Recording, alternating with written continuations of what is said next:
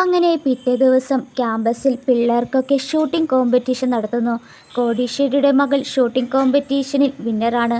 ഇവർ കരുതിയിരിക്കുന്നത് നാനിയുടെ മകളാണെന്നല്ലോ. സോ നാനിയുടെ മകളാണെന്ന് കരുതുന്ന ഇവർ കോടീശ്വരിയുടെ മകളെ മാറ്റി നിർത്തി ഉന്നം വയ്ക്കുന്നവരുടെ നമ്പർ നോട്ട് ചെയ്യാനാകും നിർത്തുക. പക്ഷെ ഇവിടെ ഇവൾ അമ്പ് വിടുമ്പോൾ അവളെയും കൊണ്ട് പറ്റുന്നില്ല. 2-3 പ്രാവശ്യം നോക്കിയിട്ടെങ്കിലും നടക്കുന്നില്ല. എന്നാൽ ഇത് കാണുന്ന കോടീശ്വരിയുടെ മകളാകും ആരോ കറക്റ്റ് പോയിന്റിൽ വിടുന്നത്. അങ്ങനെ സ്കൂൾ ആനിവേഴ്സറി എത്തുമ്പോൾ നാനിയുടെ മകളാകും എല്ലാവർക്കും മുന്നിൽ സ്റ്റാർ ആവുന്നത്. അപ്പോൾ ഇവൾ നാനിയോട് നിങ്ങൾക്ക് ഞാൻ ആരാണെന്ന് അറിഞ്ഞിട്ടും എന്തുകൊണ്ട് മിണ്ടുന്നില്ല? അവരും ക്ഷമിക്കണം, അമ്മ എന്ന നിലയിൽ ഞാൻ അവളുടെ കാര്യത്തിൽ സ്വാർത്ഥയാണ്. എനിക്ക് ഇതേ പറ്റുള്ളൂ. ഇന്നും കൂടി നീ അവളുടെ സ്വപ്നം നടത്തിക്കൊടുത്തേക്ക്. അങ്ങനെ കോടീശ്വരിയുടെ മകളുടെ വയലിൻ പരിപാടി ആരംഭിക്കാൻ പോവുകയാണെന്ന് അനൗൺസ്മെൻറ്റ് ചെയ്യുകയാണ്. ഇതെല്ലാം ലൈവിലായിട്ട് കോടീശ്വരി കാണുന്നുണ്ടായി.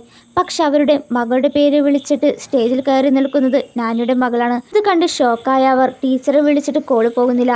ശേഷം വേറൊരാളെ വിളിച്ച് ആ ഹോട്ടലിലെ ഒട്ടുമിക്ക മൂലയിലെ ക്യാമറ നിരീക്ഷിക്കാനായി പറഞ്ഞു. ഇവർ നോക്കുമ്പോൾ മാറി നിന്നാകും അവൾ വയലിൻ വായിക്കുന്നത്. എന്തോന്ന് നടന്നിട്ടുണ്ടെന്ന് അമ്മയ്ക്ക് മനസ്സിലായി. അമ്മയും മകളും നാടകം കളിക്കുകയാണെന്ന ഇവിടെ വന്ന പാരൻസൊക്കെ ആ കോടീശ്വരിയുടെ മകളാണെന്ന് കരുതി വായിക്കുന്ന വയലിനൊക്കെ ആസ്വദിച്ചിരിക്കുമ്പോൾ പെട്ടെന്ന് ബാക്ക് സ്ക്രീനിൽ ഒളിച്ചിരിക്കുന്ന ഇവൾക്ക് വേണ്ടി വയലിൻ വായിക്കുന്ന കോടീശ്വരിയുടെ മകളെ കാണുന്നു. അതോടെ ഇവൾ കള്ളത്തരം കാണിച്ചെന്ന് എല്ലാവർക്കും മനസ്സിലായി. തുടർന്ന് പാട്ട് വേണമെങ്കിൽ വീഡിയോ ഒന്ന് ലൈക്ക് ചെയ്യണം.